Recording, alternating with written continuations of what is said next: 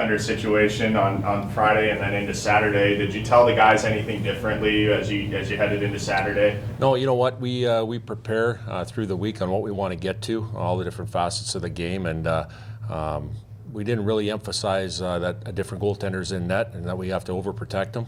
We just play the way we do, and I think guys realize who's in net, and they realize that it's the urgency of getting a win, and they responded. Have you had something like this happen? I mean, you have pretty much no experience back there. Have you had something like that happen? Yeah, no.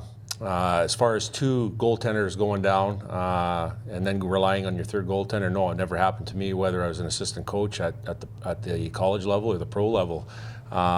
But again, it's about what we are here at North Dakota, the culture we have, and players are here for a reason, and they when they're called upon, they're ready to come in and perform, and it's no different than what happened Saturday night. How's Cam doing now? Cam's doing good. He had a good week of rehab so far. Came in Monday, Tuesday, even Sunday. He came in here and had a great rehab session, and he's not far away. I think it's going to be a little bit shorter than expected. To be what that date is, we're not sure yet, but he's progressing nicely. Last weekend, how much confidence does that give him away? He kind of came in and he played pretty well. Yeah, Matt Hrinkyu? Yeah, absolutely. I think there were some jitters, early on. Anytime that you come into the Ralph and you get called upon and be in the starting lineup and you get up to the blue line and, there's got to be some nervousness. But I thought he settled in nicely as the game went on, and he made some huge saves in the third period to preserve the win. What do you know about Vermont? They're a well-coached team, well-structured team. They play the game the right way. Again, we're running into teams that play hard. They have some good depth. They got some physical defensemen. Good goaltending. Michael Sanagita played last year. Was a good goaltender, not big in stature, but he's very athletic. We're going to have to get bodies and pucks to the net and try to find ways to score. They're a good coach team, like I said, and they got beat 2 games last weekend at home by Omaha, so they're going to be revved up and ready to go, and we have to be ready for that. How impressed have you been with Brock? He got that hat trick the other night, and he's been great offensively. How impressed have you been by the freshman? Yeah, you know what? Like I said last week too, very impressed with him and the rest of the freshmen, how they've not just dipped their toes in the water as far as playing. They're put into roles where they have to make an impact, and they have. And the nice thing for Brock is that he's had a little success on Saturday night scoring. I know he out east he had a lot of chances and was a little bit snake bit, but it's nice to see him get on the score sheet, and hopefully that'll continue. With Vermont being a Hockey East team, wins against them could if you prove well for the pairwise later on in the season, do you emphasize that to your guys, or do they kind of already know what? No, you know what? They know, but we emphasize it every single week in practice about the non-conference. And obviously the non-conference are the games we play early in the season here, and it can make or break your season. So, we emphasize it to a point where you don't want to let games pass that you should try to win. And we're going to no different than this weekend going into Vermont. What about this is your last kind of weekend series before you open up conference play? Is there anything you're looking to see from your guys before you? Well, again, the word I always keep bringing up is compete level. Like the compete level has to be ultra high again on the road this weekend. When you're dealing with a little bit of lineup changes going from injuries and changing forward lines and D pairs and goaltenders and stuff like that, you want to make sure that you have one thing going, and that's a compete level. And if you have that going, I think the rest of the game falls into place. Have you kind of settled on a lineup, or are you still trying to push those right buttons? Well, I think we're going to have some answers later today as far as who will be ready and who won't be ready, and I think we'll make those decisions after the practice today. And obviously we're leaving on the road tomorrow here, so I think there'll be a little bit more clarity as the day goes on. In the non-conference so far, this is going to be your last road series before Yeah. hosting Wisconsin. What have you learned so far from your team? Anything new that you've kind of learned? Yeah, you know what? Our team is, I wasn't sure what to expect with, 10, 11 new guys coming into the lineup and, in pivotal roles. And all I know is, whatever we give to our players on and off the ice, they take it and they go with it and they work their tails off. And, right now we're going to be facing a situation where we're going on the road against a very, very good team.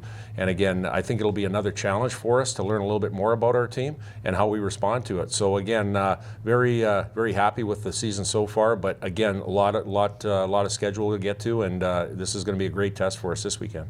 How would you assess team defense so far this season? Our group of defensemen or team defense in general? Defense in general. You know what? I think it's been good. I think when I look at our shots against, and that reflects team defense, you know, we've given up, I think, an average of maybe 21 or 22 shots a game, and I think that's pretty good at this time of the season, just because your systems aren't probably down to a T yet as far as how you want to get to, you know, when you talk about special teams and your team structure. So I think that's attributed to our play away from the puck, and I mentioned it earlier on as far as we want a team that when we don't have the puck, we want to get it back, and I think it has a lot to do with the tenacity with our play away from the puck. For you personally, I mean, this being your first season as a head coach here, it's a lot of firsts, you know, your first home game as a head coach, your first road game, your first win. Are you taking that all in? Are you thinking about that? Are you enjoying it? Yeah, you know what, I'm enjoying it. You know, when you think about the volatility of our lineup, you kind of hope for a little more consistency from week to week as far as, you know, rolling your lines out there. But you know what, I think that makes you better as a coach too, that you have to adapt to adversity. It's no different as players. When the game doesn't go your way, you're going to have to face adversity and try to change things to have some success. And it's no different as a coach. I think it makes our coaching staff better as far as how we do things to try to win games. How much do you think this tougher non-conference slate, I mean, the Vermont, Bemidji, Wisconsin coming up, how do you think this tougher non-conference slate is going to prepare you down the road for NCHC play? You know what, I think it's great. When you look at the Bemidji series that we played in, and that to me, that was like a mid-season weekend series, how both teams played. I think it really prepares you for the grueling schedule of the NCHC. And then, like you said, you go out to Vermont. They play very well at home. They're a good structured team. You know, you get into the teams like Wisconsin and those teams. It prepares you, and it's great. And again, it's kind of like you know, hitting it hard early. But again, it makes you prepared to get to the NCHC, which is great. What made you guys interested in Matt Harincke when he was in juniors? Well, I think his attention to detail, his hard work, he's a worker. He is a worker, and he had success in the Saskatchewan Junior League. I believe he was a goaltender of the year in his league. And you know, when he came to North Dakota, he had other opportunities to go other places on scholarship, and you know, he chose to come to us in a walk-in position, and you know, that says a lot to us as far as here's a guy that had other options. Wants to come and be part of our culture. And again, it's great to see him have a little bit of success so far, or an opportunity to play, you know, in his point in his career. Academically, what's he? Outstanding. Outstanding. You know, he's in the College of Engineering. I think he's a 4-point or close to a 4-point student. He emulates everything you want in a player. You know, worker on and off the ice, does the right thing, you know, away from the rink, great in the classroom. You know, he emulates what you want in a total player.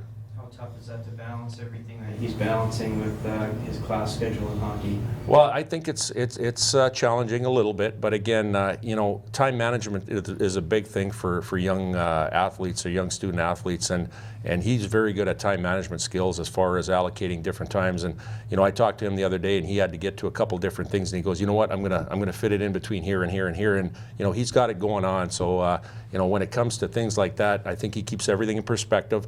You know, obviously he was very excited after the win, but you know, he cherished it. He lived in the moment, but he's moved on, and you know what, he wants to prove to everybody that, you know, he's just not a goaltender here being a third-string goaltender. He wants to prove that he can play. Lastly, why did he win the scholarship award for dedication and hard work when he was a freshman? Just because of everything I said. Because, you know, the ultimate barometer of a great athlete is doing the things when people aren't watching. Well, he does it all the time when people aren't watching, and that's why he won the award, because he does it day in and day out. He doesn't look for accolades. He just does the work, and again, it's great to have somebody in your group like that when times fall on you like this, that you can rely on somebody like that.